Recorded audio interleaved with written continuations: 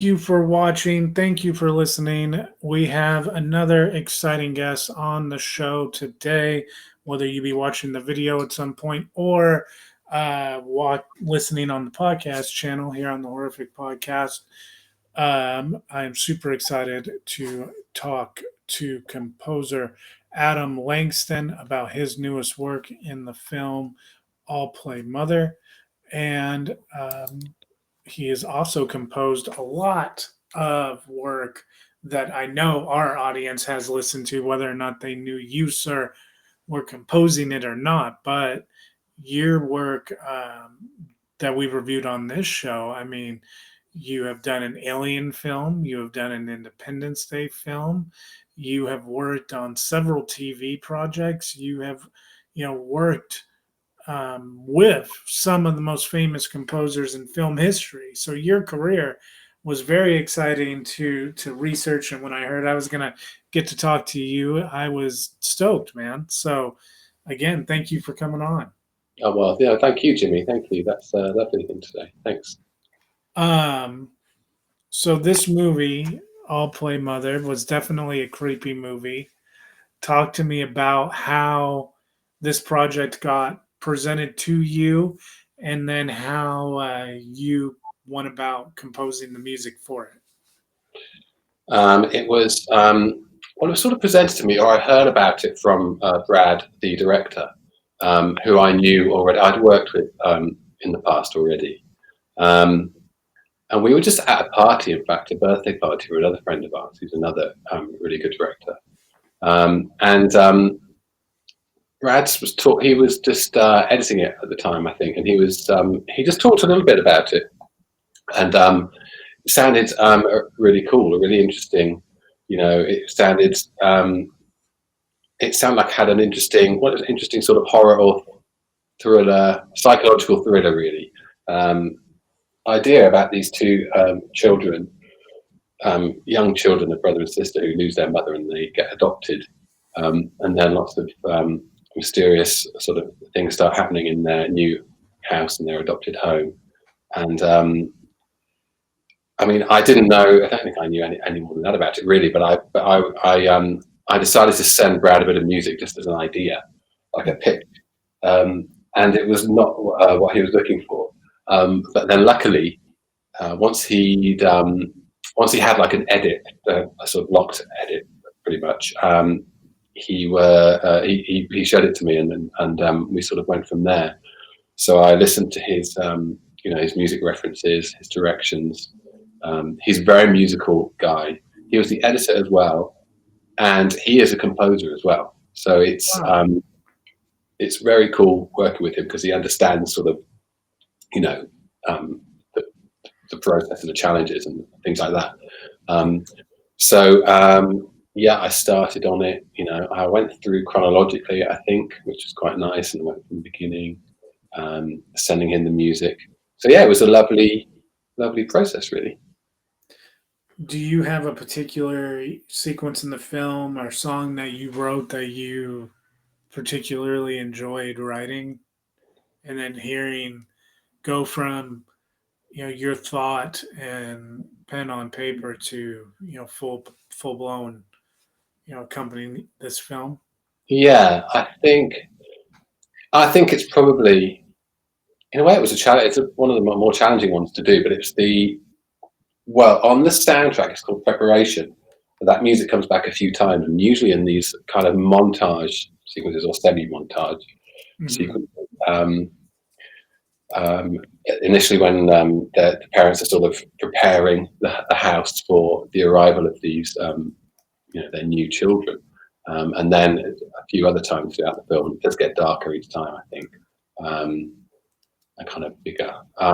But that was good because with a montage, quite often the music comes to the fore a little bit.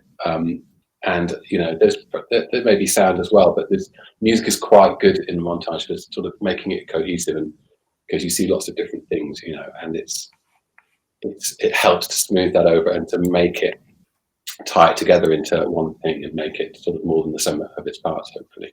Um, So yeah, that was a good one to do because I like the music, and it's moments like that where the music can sort of play can come forward a bit, as I say, and it's yeah, that was good to do, and that's good to see in the film as well. So probably yeah, I would say that. I would say that. Do you have a favorite film genre to compose, man? Because you have worked either in the music department for, or have been the outright composer for a ton of different movies, reaching multiple um, different genres, and Yeah. so by no means is you know your work tied down to one genre. Just some of the work you have worked on that I know from my comments on shows and different things, our audience has come across um, one way or another. So Adam's work includes Alien Covenant, Independence Day Resurgence, Cats 2019. Um, Obviously, I'll Play Mother, White House Down, Great Expectations. These are all movies in such a 10,000 BC, which was a super dope movie.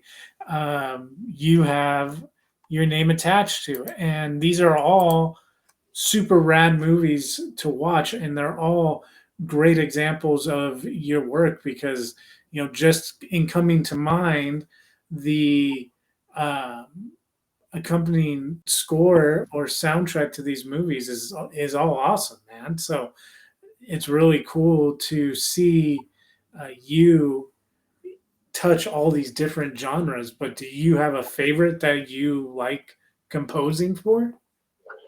Hmm. Well, thank you. I don't know. At the moment, what interests me is sort of working with directors and who I get on with and who I have a connection with. Um, and so, in a way, I like working on whatever they are doing. Um, I suppose they would have. I mean, Brad, who directed this, directed Miss Willoughby and the Haunted Bookshop, which was a family mystery sort of detective type thing. It had Kelsey Grammer in it. Really, that was great to do. Very different from this, although it still has a few spooky moments, but not like this. And they were both really, they're both really rewarding to do. And yeah, they are different, but I suppose the director does have they have a certain taste. Whatever the genre they might, they're going to have certain taste in music, um, the effect the music has, or the approach to the music. I think so. Brad likes thematic music, and he doesn't tend to lump it together with sound design in a way. Like he kind of has that as a separate thing. Because some scores can sort of blur the line a little bit between music and sound design, I suppose. He doesn't. He doesn't really do that. I think of sound design as stuff that the characters can hear, basically, and scores they can't hear. So I suppose I think there's that differentiation for me. But sorry. Now the question was a favorite genre. So I'm not sure I do have a No, you favorite. don't have to I like horror. apologize. I do like horror because horror actually there's a lot of variety. Yeah. From you've got scores like Saw, the Saw movies. Charlie Clouser, who's amazing, has done all of them. Are very different to The Omen, say, or Jaws, or Smile. Smile, I loved, which was by Christabel Tapia de Vere. I would say, if you had to be limited to one, then I think one genre, then I think horror would be a fun one because there is a lot of variety, which non-horror aficionados or viewers may not appreciate. But yeah, there definitely is, I think. So I do like horror, but I'm not sure I have a favorite. Sorry. No, that's fine, man. The work, like I said, you have always found a great way for your talent of writing music, composing music has always fit, the movies that I have seen that your work is on, like perfectly. So congratulations to you, man. Like, Oh, thank what you. did you always know you wanted to like write music? Did you? I imagine obviously know how to play because you compose. So what was it that made you start down this journey? And then what was it that not only are you going to write and compose music, but you want to do so for film? Um, I think for film was, I think in terms of writing music, I was always interested in doing it for film because yeah, as a kid, I did start piano when I was about 7, and fairly soon, I found I could pick up simple melodies by ear, and I really got into them. And I remember the Terminator being really having a huge impact on me because I was quite young to see it, but it had a great theme, incredible, and really also quite simple. That main theme from Terminator, and I could figure it out on the piano. Um, and then a little bit later, Jurassic Park. Yeah. That had obviously had amazing music, and again, a lot of complex music in that, but still a theme that I was able to, play, figure out. And so then, as I grew up, as I was a teenager and stuff, I was just listening to film scores so much. I mean, much more than anything else. So it's always been like my favorite music to listen to. So I suppose I was always, I was definitely always into it and loved it. And so for composing, yes, I'd never really thought about much else because film music, it was so, and still is, so varied when you take into account the totality of it. It kind of covered so much interesting ground, and it obviously got me emotionally as well involved. That was the music which really gave me, made me feel. Um, and It's funny that you're talking about learning how to play it and everything, because the Jurassic Park theme, that na na na na na, is not, like you said, super complex. I can remember my band teacher having us learn how to play that song, but man, I thought that was the coolest thing ever, that we're learning this song versus whatever it may have been else on the program. But he let us learn.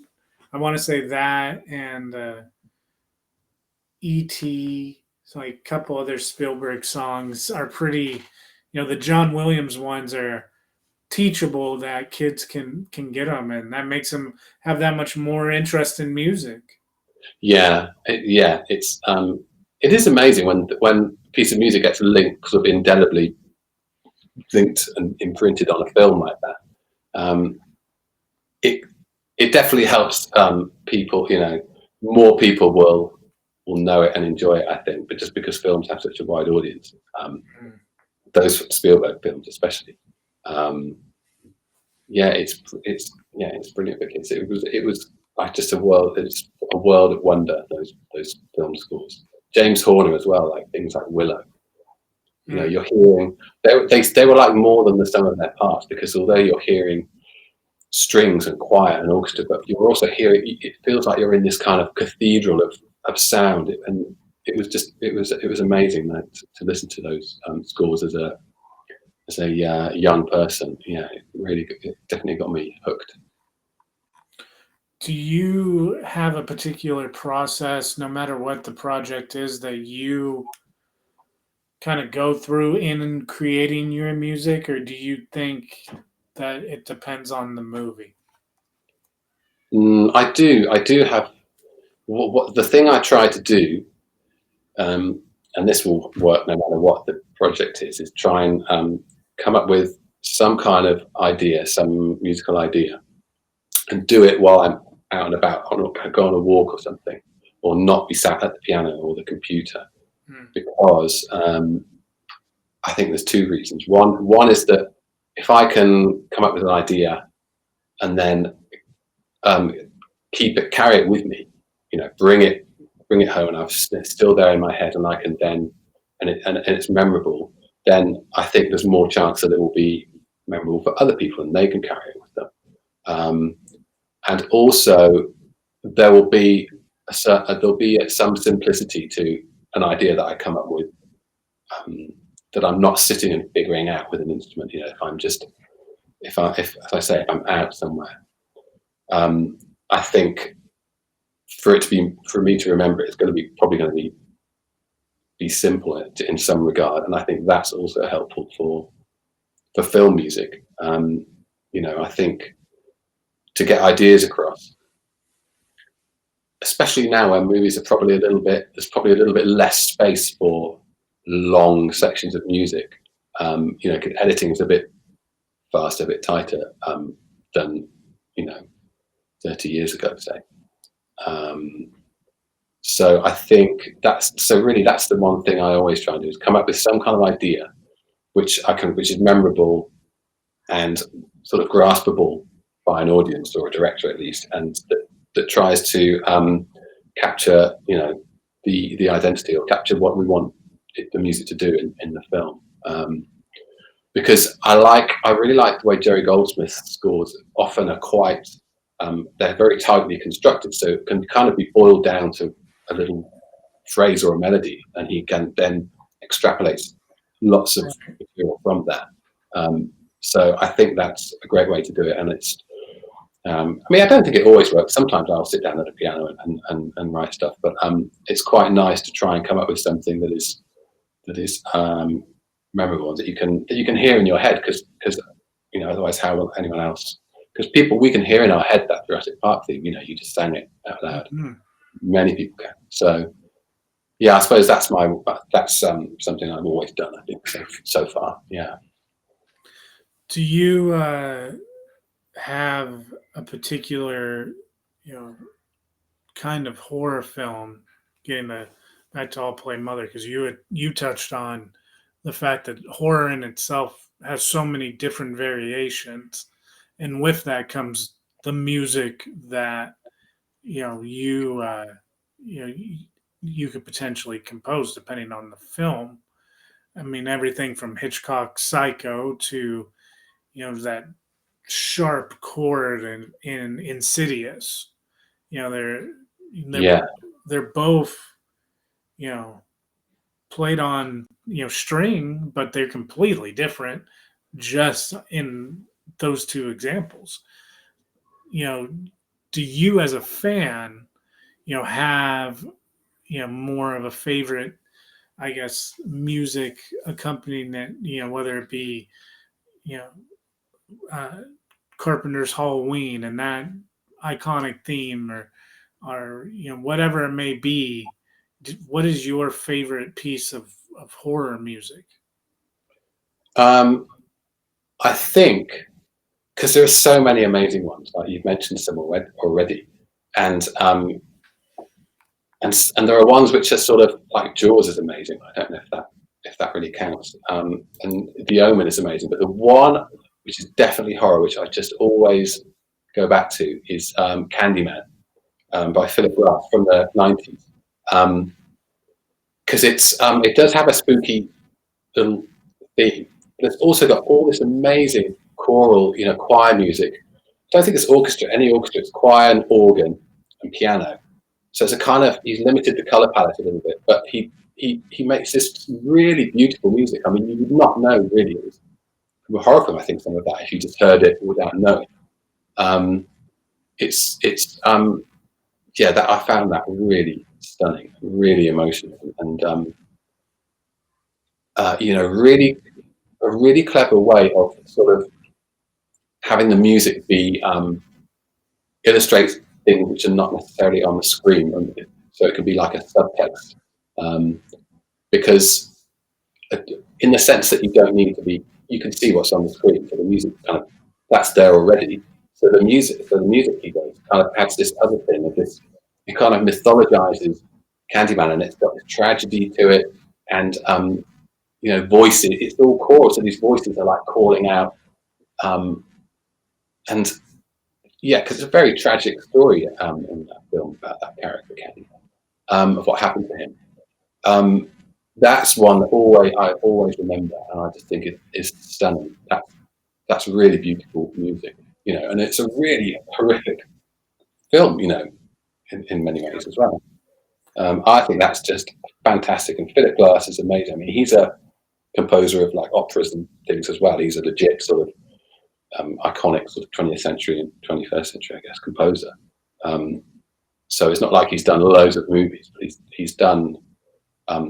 He did The Hours as well, and he has done others. But that one, that music in context of watching that film, again at kind of a young age, was really impactful. And I'd never sort of seen anything like that or heard anything like that, I think, before. No, and I would definitely say that the classical works that you said he did kind of shines into the Candyman theme. Yeah, stylistically, it definitely sounds like him. Like if you listen to a lot of his music, actually, it does sound kind of similar in just the way the patterns that he has, the rhythmic patterns, and also the music, the notes, the patterns of notes. It's kind of because he's a minimalist composer, really. So there's that aspect to what he does, and he will always be. If you hire Philip Glass, then you are going to get that. I think that's quite cool. There are some composers who are like that, and others who are kind of more chameleon-like and can do anything. And sometimes you wouldn't recognise him. Danny Elfman has a recognisable style to us, but also sometimes he does things which we would never recognise with him. Same with Hans Zimmer. A lot of composers, who are primarily film composers. But I think Philip Glass was so established already by then that you wanted that thing that he did if you hired him, I think. Yeah, it's interesting that you mentioned Elfman, because Elfman is completely unlike anything else. I want to go see him. I saw him in concert before. I want to see him again because his sets are wild, because he has a goth metal band, and behind the goth metal band is like a orchestra, and the sets will go from his goth metal music to like the theme from Beetlejuice, and then back to goth music, and then the theme from The Simpsons, and it's pretty wild. Is that like he did a set at Coachella, didn't he? Is that yes? That's exactly what I'm talking about. Yeah. Okay, because I did see him in a concert, but this was years before, and it was like in a Royal Albert Hall, and it was orchestral, but it was amazing. And he sang and stuff as well. He can sing all those parts in Nightmare Before Christmas and the Corpse Bride. Because of course he was a singer in Oingo Boingo. But he does something a bit like John Williams as well. But he does something which other people just can't do. Yeah. Or he has a unique thing. People can try and imitate it, but it's never quite there. Like with right. And it's like even with Williams. I mean, Williams, you could argue that like his Lucasfilm works, no matter what they are, from Star Wars to Indy.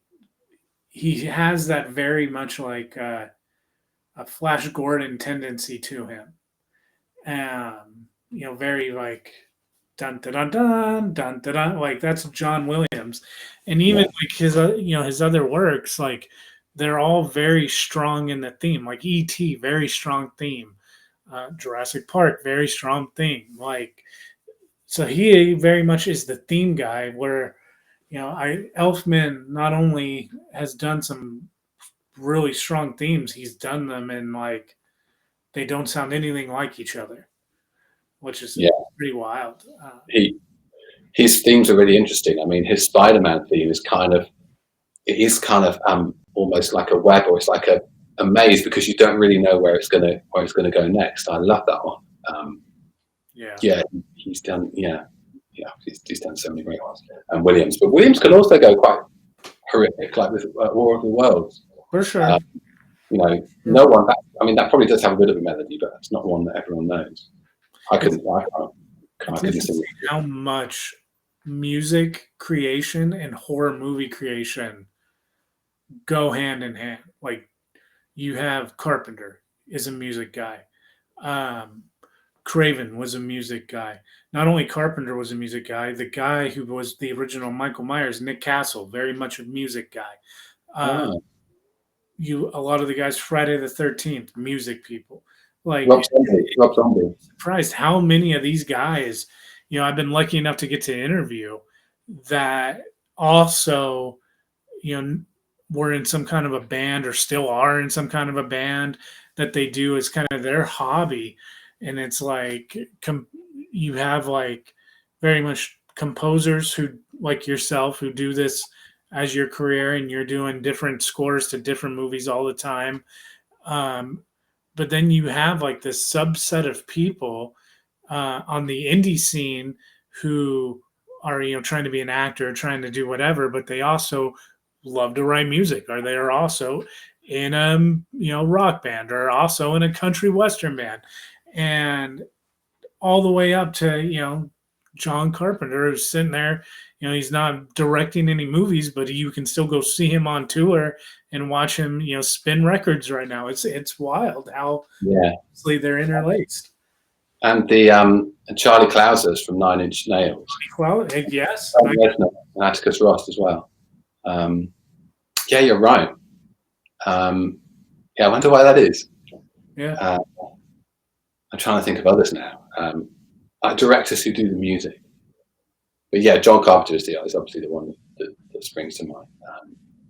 And to do it on like all his films pretty much as well is amazing.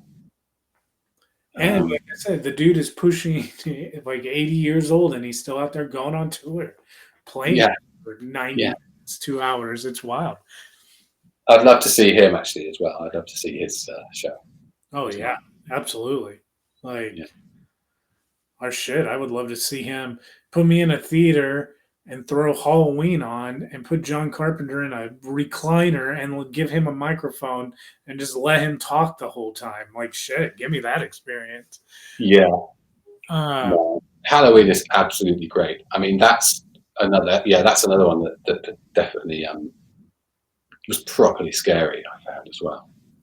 For sure. But even like his electro music, we just watched Escape from LA at the museum in downtown LA not too long ago, and you see composed by John Carpenter, like just as big and bold as directed by.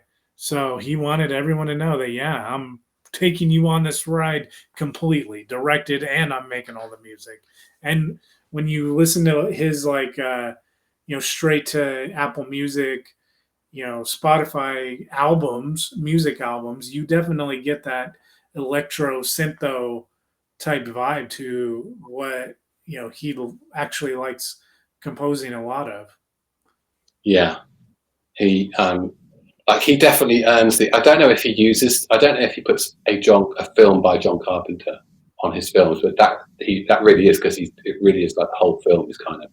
Yeah, not everything, but like to do the music and the writing and the directing. And his that synth, it's just really iconic. Yeah. Well, Adam, do you, man, have anything? I'll play Mother is out right now. You guys can find it streaming. Definitely recommend it as a creepy film. Do you have anything coming up in the near future that people can look forward to hearing your work? We have done another film that Brad's directed and that Ben, the producer, produced, which is not out yet. But I would just plug if I want to plug something, it would be the soundtrack to I'll Play Mother, which is on all the music streaming. So if people want to listen to that, that would be nice. I hope they'll enjoy it. Absolutely, and we will put the links in the show notes for you guys as well. But Adam, thank you again, man. We will have to have you back on at some point to discuss your future works, what you've been doing between now and then, and we'll definitely have to keep in touch, man. Thanks, Jimmy. Yeah, that would be fun. This has been really, I've loved this. Yeah, so thanks. Thank you. No problem.